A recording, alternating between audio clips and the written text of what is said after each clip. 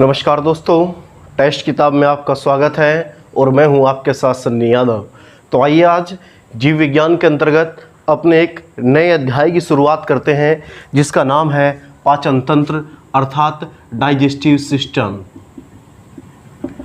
Digestive system. तो इससे पहले जो हमारी कक्षा हुई थी उसमें हम कंकाल तंत्र को कंप्लीट पढ़ चुके थे। तो आज जो हम पढ़ेंगे वो पढ़ेंगे पाचन तंत्र डाइजेस्टिव सिस्टम के बारे में। तो आइए देखते हैं इसे। तो इसमें है भोजन का जटिल अवस्था से सरल अवस्था में टूटना पाचन कहलाता है। यानी कि जो आपका भोजन जो कॉम्प्लेक्स फॉर्म में होता है, यानी उसका जो जटिल अवस्था में है उसका सरल अवस्था में टूटना, उसका छोटे छोटे पार्टिकल्स में टूटना जिससे उसका पाचन हो सके, जिससे हमें जो उसमें जो आपका जो प्रोटीन है, विटामिन है, उनका हम अवशोषण कर सके, वो हमें प्राप्त हो सके, तो उसे क्या कहा जाता है? उसे पाचन कहा जाता है। यानी भोजन जो है उसका जटिल अवस्था से सरल अवस्था में टूटने क्या कहलाएगा? पाचन कहलाएगा। ठीक है, तो अब देखते हैं हम पाचन तंत्र के विषय में। पाचन तंत्र के अंतर्गत हमें पढ़ना क्या क्या चीज़ है। देखिए, जो पाचन तंत्र है इसे हम दो हिस्सों में बांट देंगे। नंबर एक, आहार नलिका, एलिमेंट्री कैनाल बोल देते हैं, और इसकी लंबाई जो होती है लगभग 9 मीटर होती है। और दूसरे हिस्से में बांट देंगे हम पाचन ग्रंथि यानी कि डाइजेस्टिव ग्लैंड्स के बारे में, यानी कि वो ग्रंथियाँ जो भोजन को पचाने में सहायक होती है। तो देखिए, अगर आहार नलिका की बात करें तो इसमें आहार नलिका में सबसे पहले जो है वो है आपका मुख गुहा, माउथ कैविटी बोलेंगे इसे। उसके बाद मुख गुहा जो होगा हमारा, जो माउथ होगा, उसके अंतर्गत हमें दो चीज़ पढ़नी होगी, एक दांत के विषय में और एक जीभ के विषय में, तीत के विषय में और टंग के विषय में। उसके बाद मुख गुहा से जब नीचे जाएंगे तो भोजन कहाँ जाएगा? भोजन नलिका में, अर्थात इसे हम बोल देते हैं फूड पाइप। इसे बोल देते हैं हम फूड पाइप। इसकी लंबाई कितनी होती है? लगभग 25 सेंटीमीटर। उसके बाद भोजन नलिका से जो भोजन है वो कहाँ जाएगा? अमाशय यानी कि स्टोमच, इसे हम पेट बोल देते हैं। और उसके बाद भोजन कहाँ जाएगा? छोटी आंत में, स्मॉल इंटेस्टाइन में। और उसके बाद भोजन जाएगा बड़ी आंत में। और उसके बाद जो बचा हुआ अवशेष है वो गुदा द्वार के द्वारा, इसे हम बोल देते हैं एनस, गुदा द्वार के द्वारा शरीर से बाहर निकल जाएगा। देखिए, बात को समझिए। यानी आहार, ये इन सभी को कंप्लीट मिला के, इन सभी को कंप्लीट को मिला के क्या बोला जाता है? तो आहार नलिका बोली जाती है। यानी ये आहार नलिका के पार्ट्स हैं आपके, यानी मुख से लेकर एनस तक, गुदा द्वार तक जो पूरा का पूरा ये फॉर्मेट है, इसे हम क्या बोलेंगे? आहार नलिका बोलेंगे। तो भोजन सबसे पहले कहाँ गया? मुख गुहा में, माउथ कैविटी में, मुंह में। तो मुंह के अंतर्गत क्या चीज़ है? दांत और जीभ है। दांत और जीभ है। तो जब हम इसको पढ़ेंगे मुख गुहा को, तो मुख गुहा के अंदर हम क्या पढ़ेंगे? दांतों के बारे में पढ़ेंगे और जीभ के विषय में पढ़ेंगे। उसके बाद भोजन कहाँ जाएगा? भोजन नलिका, फूड पाइप। और फूड पाइप के बाद भोजन कहाँ जाएगा? अमाशय में, पेट में जाएगा। पेट में पाचन होने के बाद उसके बाद भोजन कहाँ जाएगा? छोटी आंत में जाएगा, स्मॉल इंटेस्टाइन में। और उसके बाद कहाँ जाएगा? बड़ी आंत में। और बड़ी आंत के बाद जो भोजन नहीं पचेगा वो गुदा द्वार के द्वारा, एनस के द्वारा, जो मल होगा वो शरीर से क्या निकल जाएगा? बाहर निकल जाएगा। उसके बाद बात करें पाचन ग्रंथि, डाइजेस्टिव ग्लैंड के बारे में, तो कुछ ग्रंथियां ऐसी हैं जो भोजन को पचाने में सहायता करती हैं। जैसे बात करें लार ग्रंथि, लार ग्रंथि मुंह में पाई जाती है। तो ये क्या है? ये एक ऐसा एंजाइम निकाल लेंगी जो कि भोजन को पचाने में क्या होंगी? सहायक होंगी। उसी प्रकार बात करें जठर ग्रंथियां, गैस्ट्रिक ग्लैंड, ये हमारे पेट में पाई जाती हैं। ये जठर रस निकालती है जिससे कि भोजन में पचाने में क्या मिलती है? सहायता मिलती है। इसी प्रकार बात करें यकृत, लीवर की, आपको पता हो ये पित्त रस निकालता है जो कि भोजन को पचाने में क्या होगा? सहायक होगा। और इसी प्रकार बात करें अग्नाशय, पैनक्रियाज, ये भी कुछ एंजाइम निकालता है जो कि भोजन को पचाने में सहायक होता है, जो कि भोजन को पचाने में सहायक होता है। देखिए, सिंपल बात समझिए। देखिए, मान लीजिए कोई एक बाइक है, कोई बाइक है, तो बाइक को चलाने के लिए आवश्यक है उसका मेन जो होगा वो इंजन होगा। और उसी के साथ साथ उसमें आपकी तेल की भी आवश्यकता होगी, यानी कि पेट्रोल की भी आवश्यकता होगी। तो इसी प्रकार जो ये आहार नलिका है, यानी कि पूरा का पूरा जो फॉर्मेट है, ये है आपका एक बाइक का इंजन हो गया। ये तो बाइक का इंजन हो गया। और जो ये होंगी, ये जो आपका पाचन ग्रंथि है, एक प्रकार से तेल का काम करेंगी, यानी कि ये भोजन को पचाने में सहायता करेंगी। अगर ये प्रॉपर नहीं निकलेंगे तो भोजन का जो पाचन है वो प्रॉपर रूप से नहीं होगा। तो अब सबसे पहले जो हम पढ़ेंगे वो पढ़ेंगे हम मुख गुहा के विषय में। तो आइए अब देखते हैं मुख गुहा के विषय में। तो इसको रफ कर देते हैं, उसके बाद फिर हम आगे बढ़ते हैं।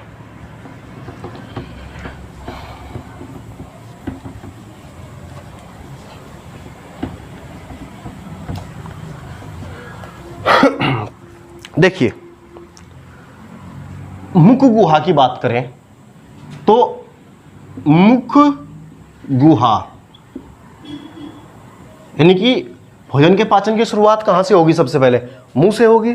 तो अगर मुख गुहा की बात करें तो उसमें हमारा पहला बिंदु लिखा जाएगा, इसमें पहला बिंदु लिखा जाएगा भोजन के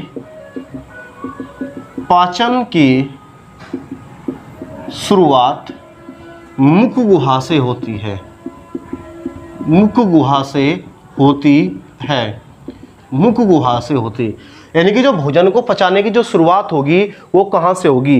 वो होगी आपके मुख गुहा से, माउथ से होगी भोजन को पचाने की शुरुआत। तो हमने बताया था कि मुख गुहा के अंतर्गत क्या चीज़ थी? तो दो चीज़ थी, एक दांत और एक जीभ। तो मुख गुहा के अंदर हमें कुछ क्या पढ़ना है? तो हमें पढ़ना है दांतों के बारे में और जीभ के विषय में। तो हम सबसे पहले किसके विषय में पढ़ेंगे? हम दांत के विषय में पढ़ेंगे। तो सबसे पहले हम इसके अंतर्गत किसके विषय में पढ़ेंगे? दांत के विषय में। आप जिसे टीथ बोल देते हैं इंग्लिश में। जाहिर सी बात है, अगर कोई इंग्लिश मीडियम का छात्र होगा तो उसे इतना तो पता ही होगा, जो दांत है उसे आपका टीथ बोल दिया जाएगा। ठीक है, तो दांतों के विषय में पढ़ेंगे सबसे पहले। तो जब दांतों के विषय में सबसे पहले हम पढ़ेंगे तो आपसे सबसे पहला क्वेश्चन पूछा जाएगा कि जो दांत हैं, दांतों का अध्ययन क्या कहलाता है? तो आप याद रखेंगे, दांतों का अध्ययन कहलाता है डेंटोलॉजी। डेंटोलॉजी, दांतों का अध्ययन कहलाता है डेंटोलॉजी। तो ये बात आप याद रखेंगे। जैसा आपको बताया था कि हड्डियों का अध्ययन क्या था? ओस्टियोलॉजी। हड्डियों की बीमारियों का अध्ययन क्या था? ऑर्थोलॉजी। इसी प्रकार दांतों का अध्ययन क्या हो कहलाएगा? दांतों का अध्ययन कहलाएगा डेंटोलॉजी। तो उसके बाद यदि बात करें, दांतों का जो अध्ययन हो गया वो डेंटोलॉजी होगा।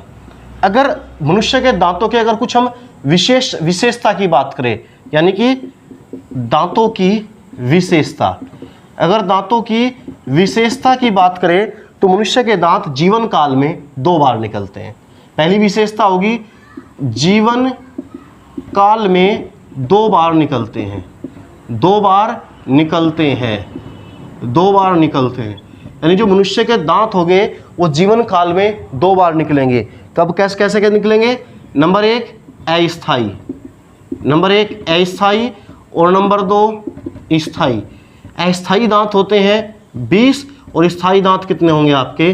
32 होंगे। यानी मनुष्य के जीवन काल में 2 बार दांत निकलेंगे, एक बार अस्थाई 20 दांत और एक बार स्थाई आपका 32 दांत आपका। तो स्थाई होंगे 32 और अस्थाई कितने होंगे? 20 होंगे। एक तो दांतों की अगर विशेषता की बात करें, ये हो गया कि जीवन काल में जो दांत है वो कितनी बार निकलेंगे? 2 बार निकलेंगे। उसके बाद अगर और बात करें मनुष्य के दांतों की विशेषता के विषय में, अगर और विशेषता की बात करें तो यहाँ पर ये नंबर 1 विशेषता होगी थी हमारी। तो अब दूसरी अगर नंबर 2 की विशेषता की बात करें तो मनुष्य के दांत जो होंगे वो डाइफोडोंट होंगे।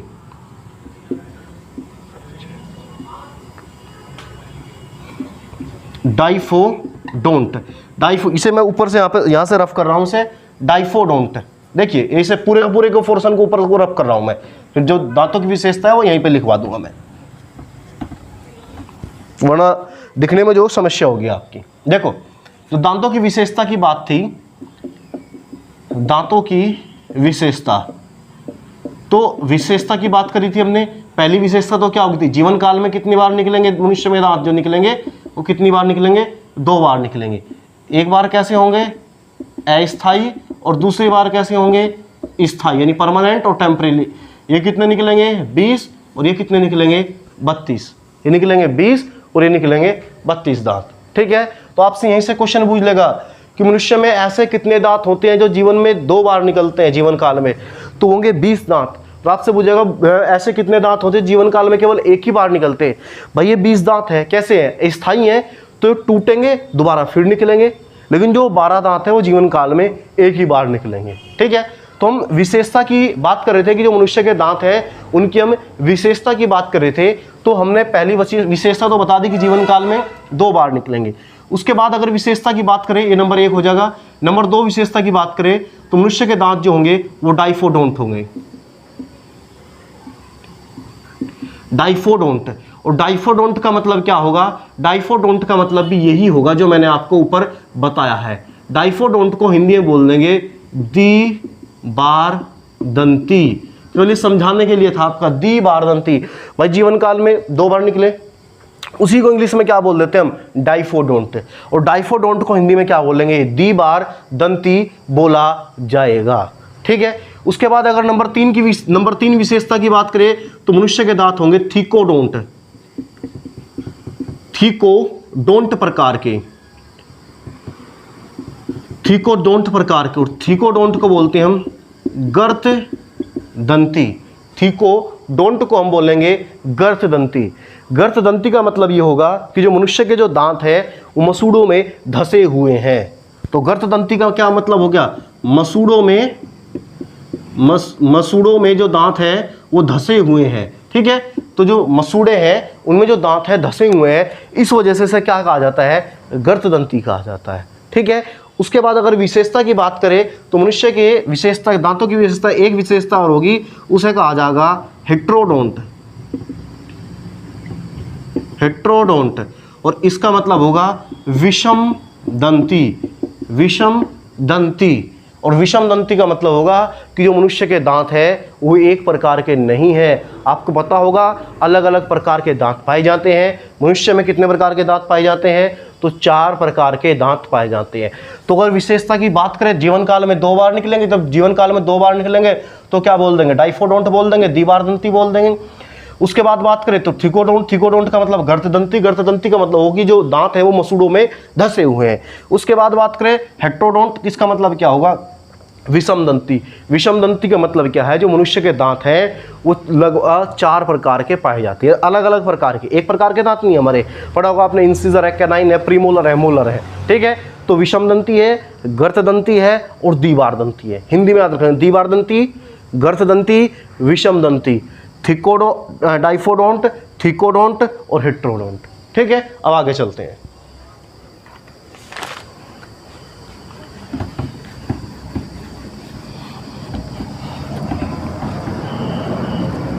अब देखते हैं हम types of teeth. Types of teeth यानी कि दांतों के प्रकार। तो बताया था दांतों के प्रकार, तो मनुष्य में जो है 4 प्रकार के दांत पाए जाते हैं। 4 प्रकार के दांत। तो पहला नंबर है इंसिजर, दूसरा है कैनाइन, तीसरा है प्रीमोलर और चौथा है मोलर। यानी मनुष्य में जो दांत है वो 4 प्रकार के पाए जाते हैं। कि इंसिजर की बात करें तो उसे बोल लेंगे कृंतक, कैनाइन की बात करें तो उसे बोल लेंगे रदनक, प्रीमोलर की बात करें तो उसे बोला जाएगा अग्रचवर्णक, और मोलर की बात करें तो उसे बोला जाएगा चवर्णक। यानी कि 4 प्रकार के दांत होंगे, इंसिजर, कैनाइन, प्रीमोलर और मोलर। ठीक है, अगर इंसिजर की बात करें, इंसिजर की बात करें तो इनका काम होता है काटना, किसी भी चीज़ को काटना। कैनाइन की बात करें तो इसका काम होगा किसी भी चीज़ को फाड़ना, यानी किसी भी चीज़ को फाड़ना। और उसके बाद अगर चवर्णक की बात करें तो उसका काम होगा चबाना, और उसका काम भी क्या होगा? चबाना। यानी इन दोनों का काम क्या होता है? इन दोनों का काम होता है चबाना। देखिए, ये भी चबाएंगे, ये भी चबाएंगे। ये क्या होंगे?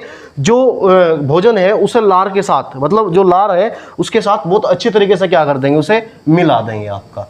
ठीक है, तो इंसिजर, कैनाइन, प्रीमोलर, मोलर, कृंतक, रदनक, अग्रचवर्णक और चवर्णक। काटना, फाड़ना, चबाना, उनका भी काम चबाना। देखिए, जो बिल्कुल आगे के दांत होंगे हमारे, या जो आगे के होंगे, आपने देखो जो गाजर है, अगर आप कच्ची गाजर खाओगे तो जब आप उसे काटोगे, किससे काटोगे? कृंतक से काटोगे। लेकिन मान लीजिए अगर आप कोई पैकेट ले रहे किसी चीज़ का, उसे फाड़ रहे, तो वो कौन से से होंगे? आपके कैनाइन होंगे आपके। ठीक है, इसी प्रकार प्रीमोलर ये चबाने का काम करेंगे, और जो मोलर होते हैं ये लास्ट के होते हैं, अक्कल डाढ़ बोला जाता है आपकी, जिन्हें कि अक्कल डाढ़ बोला जाता है। ठीक है, तो अगर इंसिजर की बात करें ये पाए जाते हैं 8, यानी जो इंसिजर होंगे उनकी संख्या कितनी होगी, 8 होगी। और उसके बाद अगर कैनाइन की बात करें तो इनकी भी संख्या 4 होगी, और इनकी बात करें तो 8, और इनकी बात करें तो 12। तो आप करेंगे 12 8 20, 20 और 8 28, और 4 कितने होंगे, 32 दांत हो गए। यानी जो एक वयस्क व्यक्ति होगा उसमें जो दांत पाए जाएंगे 32 दांत पाए जाएंगे, तो उसमें इंसिजर कितने होंगे, 8 होंगे, कैनाइन कितने होंगे तो 4 होंगे, प्रीमोलर कितने होंगे तो 8 होंगे, और मोलर की बात करें तो मोलर कितने होंगे, मोलर होंगे आपके 12। तो टोटल दांत कितने होंगे उसके, आपके होंगे 32 दांत होंगे। ठीक है, आप ये बात याद रखें। देखिए इंग्लिश में आप याद रख लेंगे इंसिजर, कैनाइन, प्रीमोलर, मोलर, क्योंकि इनका सूत्र बनता है, तो जो सूत्र है वो इंग्लिश में ही लिखा जाएगा आपका। तो आपके लिए अच्छा यही होगा कि आप इसे इंग्लिश में याद रखेंगे, अंग्रेजी में याद रखेंगे, दोनों में याद रख लो तो और भी अच्छी बात है आपकी। ठीक है, चलो भाई आगे चलते हैं हम। ये सारी की सारी जो चीज़ है आपको दे दी जाएगी पीडीएफ में, तो जो पीडीएफ है उसके लिए आपको जो टेलीग्राम पे चैनल है टेस्ट किताब के नाम से, आप उसे ज्वाइन कर लोगे तो सारी की सारी जो पीडीएफ है आपको वहीं पे प्राप्त होगी। ठीक है, चलो भाई अब उसके बाद उसके बाद आगे चलते हैं। तो जो आगे चलते हैं आपको पता है कि जो जबड़े हैं वो 2 जबड़े पाए जाते हैं, एक ऊपर का जबड़ा होगा और एक जो है हमारा नीचे का जबड़ा होगा। तो आप एक बात यहाँ पे याद रखेंगे, जो नीचे का जबड़ा होता है ये गतिशील होगा, ये गतिशील होगा और ये गतिहीन होगा। इसका मतलब ये होगा जितना भी मूवमेंट होगा वो मूवमेंट जो निचले वाले जबड़े में होता है, ऊपर का जो जबड़ा है वो स्थायी है, यानी उसमें आपको कोई भी मूवमेंट नहीं होगा। आप जितनी भी मूवमेंट करोगे वो निचले वाले ही जबड़े से करोगे। ठीक है, तो यानी ऊपर का कह सके ये स्थायी हो जाएगा, ये स्थायी होगा और ये आपका गतिशील हो जाएगा। ठीक है, अब देखते हैं इनका सूत्र होता है दांतों का सूत्र। तो अगर दांतों के सूत्र की बात करें तो पहले हम देखते हैं अस्थायी दांतों का सूत्र। अस्थायी दांतों का सूत्र, अस्थायी दांतों का सूत्र। अगर अस्थायी दांतों का सूत्र की हम बात करें तो आपको बताया था इंसिजर, कैनाइन, प्रीमोलर और क्या है आपका मोलर। तो आपको सिंपल सा याद रखना है 21 0 और 2 बटे में कर देंगे 21 0 2 आई आई सी सी पीएम पीएम एम और एम। देखिए बात को समझिए, आई से मतलब होगा incisor, canine, premolar, molar, incisor, canine, premolar और मोलर। तो इसे काउंट कर लेंगे 2 और 2 4 और 1 5। तो यहाँ पे लिख देंगे 5 बटे 5, नीचे 5 है, और गुणा कर देंगे 2 से, गुणा कर देंगे 2 से। 5 दूनी कितने हो गए 10 बटे 10। अब यहाँ पे मैथ का फॉर्मूला मत लगा दो कि यहाँ से 5 से 5 काट दोगे, 10 से 10 काट दोगे, तो इन्हें यहाँ पे क्या कर देंगे प्लस कर देंगे, जोड़ देंगे। तो दांत कितने होंगे 20 हो गए। और आपको पहले ही बताया था कि अस्थायी दांत कितने होंगे, तो अस्थायी दांत कितने होंगे 20 होंगे। देखिए बात को समझिए, यहाँ से ध्यान से समझिए बात को। ये हमारा यहाँ पे जबड़ा है, ये ऊपर का मान लिया, उसके बाद ये हो गया हमारा नीचे का। ये यहाँ पे इस प्रकार से दांत है, ये यहाँ पे इस प्रकार से दांत है, ये यहाँ पे इस प्रकार से दांत है, दांत बने हुए। अब देखिए बात समझिए, जैसा आपका ये हो गया जबड़ा, देखिए बात समझिए। से आप नाक के सीध में जैसे यहाँ पे एक ये साइड, एक ये साइड, एक ये साइड और एक ये साइड। तो देखिए जो ये फॉर्मूला लिखा हुआ है ना, ये लिखा हुआ है केवल इस साइड का, ये और ये, यानी जो फॉर्मूला है वो इस हाफ साइड का है, इस साइड का और इस साइड का। यानी इस साइड में जो है वो कितने पाए जा रहे हैं दांत 5, उधर भी कितने हैं 5। जब 5 इधर है 5 इधर है तो इधर भी कितने होंगे 5, उधर भी कितने होंगे 5। तो यही ये फॉर्मूला यहाँ पे लिखा हुआ है, 5 गुणा हमने किससे कर दिया 2 से, 10 10 तो कितने होंगे 20 हो गए। तो अब ध्यान से समझिए, आपसे पूछेगा कि बच्चों में प्रीमोलर कितने पाए जाते हैं, तो आपका आंसर होगा 0। बच्चे में एक भी प्रीमोलर नहीं पाया जाता। ठीक है, तो ये था हमारा अस्थायी दांतों का सूत्र, टेम्परल यानी बच्चों का। तो अगर आपसे पूछ ले, देखिए बात समझिए, सीधी सी बात भाई, आपसे पूछ ले कि जो बच्चा है प्रीमोलर कितने हैं बच्चे में, 0 है, एक भी नहीं है। आपसे पूछ ले बच्चे में मोलर कितने हैं, तो मोलर निकालने के लिए क्या करना है आपको, 2 ये हैं और 2 ये हैं, क्या करना पड़ेगा, मल्टीप्लाई 2 और मल्टीप्लाई 2, कितने हो गए बच्चे में प्रीमोलर, कितने हो जाएंगे, 8 हो जाएंगे। अगर कोई आपसे पूछ ले बच्चे में कैनाइन कितने हैं, 2, अगर यहां पे कर दो तो 2 भाई, गुणा 2 से कर देंगे, उसे ऐड कर देंगे तो निकल के आ जाएगा। ठीक है, तो ये था अस्थायी दांतों का सूत्र, सिंपल सी बात है, 21 0 2 मल्टीप्लाई 2 कर दो। ठीक है, अब उसके बाद देखते हैं हम स्थायी दांतों का सूत्र। अब देखते हैं हम परमानेंट, ये तो हमारा अस्थायी दांतों का सूत्र था। अब इसके बाद देखते हैं हम स्थायी दांतों का सूत्र, स्थायी दांतों का सूत्र यानी कि formula of the permanent teeth, formula of the permanent teeth. तो इसका फॉर्मूला होगा 21, देखिए अस्थायी का क्या था, 21 0 2, 21 0 2, इसका फॉर्मूला होगा 21 23, 21 23। सेम वही चीज क्या था सबसे पहले बताइए, इंसीजर, इंसीजर, कैनाइन, प्रीमोलर और मोलर, इंसीजर, कैनाइन, प्रीमोलर और मोलर। तो निकाल दीजिए, 2 3 और 2 5 और 3 कितने हो गए, 8। तो यहाँ पे लिख रहा हूँ मैं, हो सकता है बोर्ड की उस साइड में दिखे 8, और इधर कितने हो गए नीचे भी 8, और मल्टीप्लाई कितने से कर देंगे, 2 से, तो कितने हो गए 16 16। तो टोटल कितने हो जाएंगे दांतों की संख्या, 32 हो जाएगी टोटल दांतों की संख्या। टोटल दांतों की संख्या कितनी हो जाएगी आपकी, 32 हो जाएगी। तो अगर आपसे पूछता है भैया कि जो एक वयस्क व्यक्ति है उसमें मोलर की संख्या कितनी है, तो मल्टीप्लाई कर दो 2 से, 3 दूनी 6 और 3 दूनी 6, तो कितने हो जाएंगे, 12 हो जाएंगे। शुरुआत में सूत्र लिखवाया, सर शुरुआत में बताई थी आपको, अगर कोई पूछे प्रीमोलर कितने हैं तो मल्टीप्लाई 2 से कर दो, पूछे कैनाइन कितने हैं मल्टीप्लाई 2 से कर दो, अगर पूछे इंसीजर कितने हैं मल्टीप्लाई 2 से कर दो।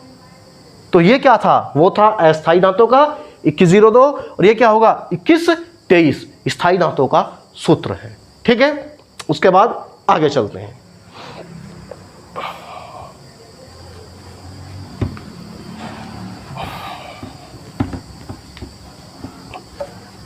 अब देखिए बात को समझिए, अब बात को समझिए, एक शब्द सुना होगा आपने, अक्कल दाढ़,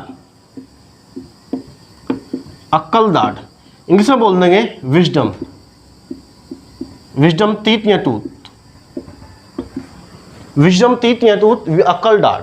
ठीक है, अब इसे समझिए कि ये है क्या चीज, अक्कल दाढ़ क्या है। आपने सुना होगा अक्कल दाढ़ के विषय में, जो अंतिम चवर्णक होता है उससे अक्कल दाढ़ कहा जाता है। मान लीजिए ये हिस्सा है हमारा, ये ऊपर का जबड़ा है, ये नीचे का जबड़ा है, इधर का जो अंतिम होगा इसे अक्कल दाढ़ कहा जाएगा, इधर का जो अंतिम होगा उसे अक्कल दाढ़ कहा जाएगा, इधर का जो अंतिम होगा इसे अक्कल दाढ़ कहा जाएगा, और इधर का जो अंतिम होगा इसे अक्कल दाढ़ कहा जाएगा। तो अगर आपसे पूछे अक्कल दाढ़ की संख्या कितनी होगी, टोटल 4 होगी, तो अक्कल दाढ़ की संख्या कितनी होगी, 4 होगी। और आपसे पूछता है कि अक्कल दाढ़ की संख्या 4, और माना जाता है अक्कल दाढ़ 18 वर्ष, 18 वर्ष की आयु के आसपास निकलता है आपका। जो 18 वर्ष की आयु है, 18 वर्ष की आयु जब आप कंप्लीट कर लोगे उसके बाद संभावना होती है अक्कल दाढ़ के निकलने की। अक्कल दाढ़ का अक्कल से संबंध कुछ भी नहीं है, इसका संबंध अक्कल से नहीं है, बस ऐसे ही नाम आपका है। पुराने समय में इसका नाम रख दिया गया था अक्कल दाढ़, तो उस समय से अक्कल दाढ़ आ रहा है, वरना इसका कोई अक्कल दाढ़ से कोई संबंध नहीं है। ठीक है, उसके बाद अगर अगला पॉइंट देखें, उसके बाद अगर हम अगले बिंदु की बात करें, तो जो दूध के दांत हैं, जो दूध के दांत हैं यानी जो टेम्परली टीथ होते हैं, टेम्परली बताया था आपको कितने हैं 20, और परमानेंट कितने होते हैं 32। तो जो दूध के दांत होते हैं वो लगभग 13 से 14 साल की उम्र में टूटने शुरू होते हैं, यानी 13 से 14 साल की उम्र में टूटने शुरू होते हैं। उसके बाद फिर क्या है, जो स्थायी दांत है, परमानेंट टीथ है, वो निकलने शुरू हो जाते हैं। ठीक है, चलो भाई, उसके बाद हम आगे बढ़ते हैं, और जब आगे बढ़ते हैं तो आपको पता होगा जो दांत हैं, दांत का जो निर्माण हुआ है, जो दांत बना हुआ है वो डेंटाइन नामक पदार्थ का बना हुआ है। डेंटाइन नामक पदार्थ, डेंटाइन नामक पदार्थ का जो है दांत बना हुआ है। तो अगर आपसे पूछता है कि दांत का जो निर्माण है वो किस चीज से हुआ है, दांत किस चीज से बना हुआ है, तो आप बताओगे डेंटाइन से। दांत बना हुआ है किससे? डेंटाइन से, ठीक है। और दांत के ऊपर जो सफेद सफेद परत, जो सफेद खोल दिखाई देता है, वो होता है इनेमल की वजह से, इनेमल। और इनेमल ही हमारे शरीर का सबसे मजबूत तत्व है। यानी हमारे शरीर में अगर सबसे हार्डेस्ट कोई चीज़ है तो सबसे जो कठोर जो सबसे चीज़ है वो क्या है? इनेमल है। और दांतों में जो सफ़ेद है, जो चमकपन है, वो भी किसकी वजह से है? तो वो भी किसकी वजह से है? इनेमल की वजह से है। ये बात आप याद रखेंगे, ठीक है। उसके बाद एक तत्व होता है फ्लोरीन। फ्लोरीन, फ्लोरीन, यदि पानी में फ्लोरीन की मात्रा ज़्यादा हो जाए, अगर पानी में फ्लोरीन की मात्रा क्या हो जाए? ज़्यादा हो जाए, तो दांत क्या है? दांत टूटने शुरू हो जाते हैं, यानी जो दांत है वो खत्म होने शुरू हो जाते हैं, ठीक है। दांतों में क्षय होना शुरू हो जाता है, ठीक है। तो भाई ये चीज़ थी हमारी दांतों के विषय में। जो जो चीज़ बताई गई आपको, सारी महत्वपूर्ण चीज़ बताई गई।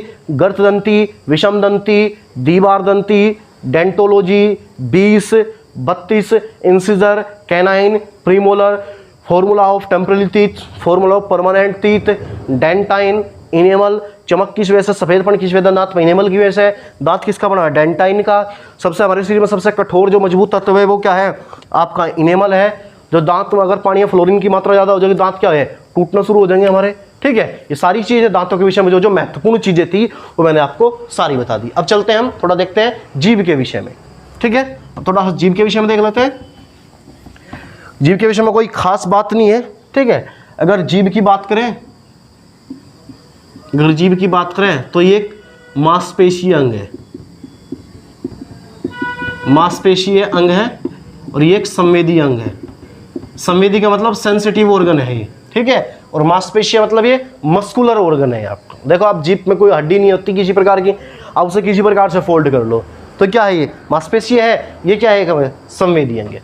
और जो लगभग जीभ की जो लंबाई पाई जाती है वो पाई जाती है 10 सेंटीमीटर के लगभग 10 सेंटीमीटर पाई जाती है। बाकी हाइट पर डिपेंड करती है, ठीक है। और जो जीभ है, आपको पता होगा कि जो जीभ है एक हड्डी पाई जाती है। कल बताया था आपको कंठिका अस्थि, या कंठ में बताया था कंठिका अस्थि, हाइड बोन बोलते हैं। और जो जीभ है वो कंठिका अस्थि से लगी होती है। जो जीभ है वो जो रुकी हुई है हमारी कंठिका अस्थि की वजह से रुकी हुई है। जो कुत्ता है, कुत्ते की जीभ में और कंठिका अस्थि में थोड़ा गैप पाया जाता है। इस वजह से जो कुत्ते की जीभ है वो बहुत ज़्यादा बाहर निकली हुई होती है। हमारी जीभ बिल्कुल कंठिका अस्थि से सटी हुई है, इस वजह से हमारी जीभ ज़्यादा बाहर नहीं निकलती आपकी, ठीक है। और उसके बाद अगर बात करें जीभ के ऊपरी भाग को पेपली कहा जाता है। पेपली क्या कहा जाएगा? पेपली, जो कि क्या करते हैं? स्वाद का बताते हैं, जो कि स्वाद के विषय में बताते हैं, ठीक है। तो यही था मेनली जीभ के विषय में हमारा, ठीक है। दांत हो गया हमारा, जीभ हो गया हमारा, ठीक है। अब आगे चलते हैं। अब अगर आगे की बात करें तो जो हमारा मुख है, इसमें बहुत सारी लार ग्रंथियां पाई जाती है। जो मुख है, मुख के अंदर लार ग्रंथियां पाई जाती हैं। और मेनली अगर बात करें तो 3 प्रकार की लार ग्रंथि है, 3 प्रकार की। तो मैं यहाँ पे लिख रहा हूं, मुख के अंदर लार ग्रंथियां पाई जाती हैं। जो मुख है हमारा, उसके अंदर लार ग्रंथि पाई जाती है। और ये लार ग्रंथि कितने प्रकार की है? 3 प्रकार की। और ये ग्रंथियां 3 प्रकार की होती है। और यानी कि जो लार ग्रंथि है कितने टाइप्स हैं? 3 टाइप्स हैं, ठीक है। जो मुख के अंदर जो ग्रंथियां पाई जा रही है हमारी, तो कितने प्रकार की हैं? वो 3 प्रकार की हैं। तो अगर बात करें कौन कौन सी है, तो पहली है पैरेटीड, पैरेटीड ग्रंथि ये कहाँ पाई जाएगी? तो ये पाई जाएगी कान के पास, कान के पास ये पाई जाएगी कान के पास, यानी जो हमारे कान हैं इनके पास पाई जाएगी पैरेटीड ग्रंथि। और दूसरी बात याद रखेंगे, ये पैरेटीड ग्रंथि, ये पैरेटीड ग्रंथि ही सांप में जहर का काम करती है, यानी जो सांप में जहर बनाने का जो काम करती है वो कौन सी ग्रंथि करेगी? पैरेटीड ग्रंथि करती है। और पैरेटीड ग्रंथि में सूजन की वजह से, अगर पैरेटीड ग्रंथि में सूजन आ जाए तो एक रोग हो जाता है, इसे कहा जाता है गलसुआ रोग। कोई ज़्यादा रोग नहीं है, बस यहाँ से एक प्रकार से फूल जाता है आपका, फिर डॉक्टर क्या करेगा, छोटी छोटी पट्टी टाइप आती है, वो पट्टियाँ यहाँ पर लगा देगा तो आपका क्या है वो ठीक हो जाएगा। तो ये हमारी कौन सी ग्रंथि थी? पैरेटीड ग्रंथि। उसके बाद बात करें दूसरी ग्रंथि होगी सबमैंडिबुलर ग्रंथि।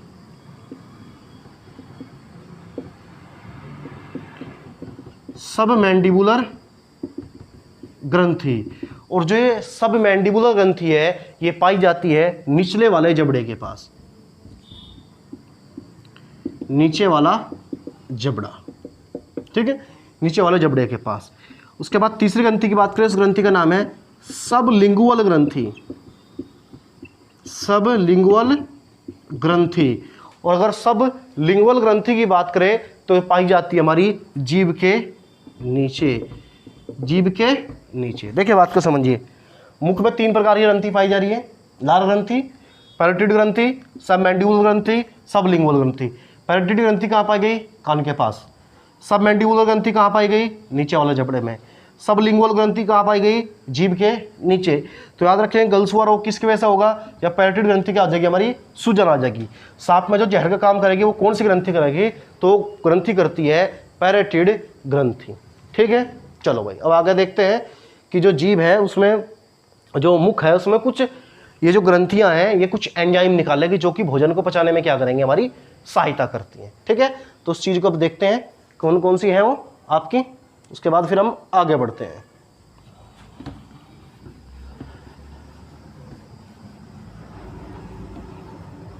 देखिए अगर बात करें कि जो मुख है, मुख के अंदर जो एंजाइम पाए जा रहे, एंजाइम वो होंगे जो भोजन को पचाने में सहायक होंगे। तो वो कौन कौन सा एंजाइम है? तो होगा लार में पाए जाने वाले एंजाइम, कि लार में कौन कौन से एंजाइम पाए जाएंगे। तो नंबर 1 की बात करें टाइलिन, आपने सुना होगा टाइलिन एंजाइम, कि जो लार है लार में टाइलिन एंजाइम पाया जाता है, ठीक है, जो कि क्या करता है, जो भोजन है उसके स्टार्च को, स्टार्च का मतलब होगा मांड, उसका जो मांड है उसके भोजन के मांड को तोड़ने का काम करेगा। इसी प्रकार एक एंजाइम और पाया जा जिसका नाम है डाइस्टेड, और ये भी क्या करेगा, जो स्टार्च होगा, जो मांड होगा, ये भी स्टार्च को यानी कि मांड को तोड़ने का क्या करेगा? कार्य करेगा, ठीक है। उसके बाद बात करें नंबर 3 तो होगा लाइजोजाइम, लाइजोजाइम। अगर लाइजोजाइम की बात करें तो ये क्या करेगा, जो मुंह के अंदर जो जीवाणु होंगे, जो जीवाणु होंगे उन्हें क्या करेगा? ये समाप्त करेगा।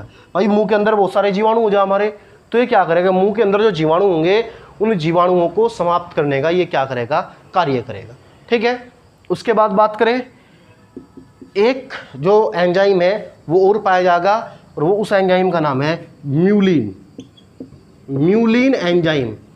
और ये एंजाइम क्या बनाएगा? भोजन को चिपचिपा, जो भोजन है भाई, जो आपने भोजन खाया मुंह में, उसे क्या कर देगा? आपका बिल्कुल चिपचिपा कर देगा भोजन को आपके, ठीक है। तो याद रखेंगे लार में पाए जाने वाले एंजाइम, पहली बात तो मुंह में कितनी ग्रंथि पाई गई थी? 3 ग्रंथि पाई गई थी, ठीक है। कौन कौन सी? पैरेटीड, सबलिंगुअल, सबमैंडिबल, ठीक है। उसके बाद जो लार है उसमें कुछ एंजाइम पाए गए, कितने एंजाइम पाए गए? 4। टाइलिन भोजन के मांड को तोड़ देगा, स्टार्च को, डाइस्टेड ये भी स्टार्च को तोड़ देगा, लाइजोजाइम जीवाणु को समाप्त कर देगा, म्यूलिन भोजन को क्या बना देगा? चिपचिपा बना देगा। उसके बाद जो मुंह था हमारा, मुंह का काम हो गया खत्म, मुंह का काम हो गया खत्म। और जो मुंह में जो भोजन बना, यानी जो मुंह था उसने जो भोजन को तोड़ा, उसे तोड़कर जो चिपचिपा बना दिया एक, उस भोजन को हम बायोलॉजी की लैंग्वेज में क्या बोलते हैं, हम बोलस बोलते हैं।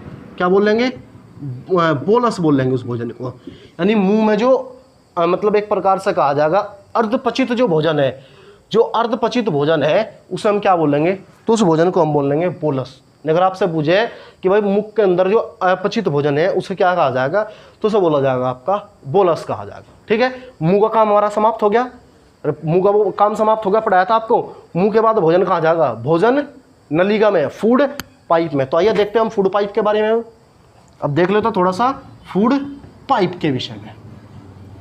तो अगर फूड पाइप की बात करें तो ये हो जाएगा हमारा भोजन नलिका, फूड पाइप। लंबाई कितनी होगी, 25 सेंटीमीटर, 25 सेंटीमीटर।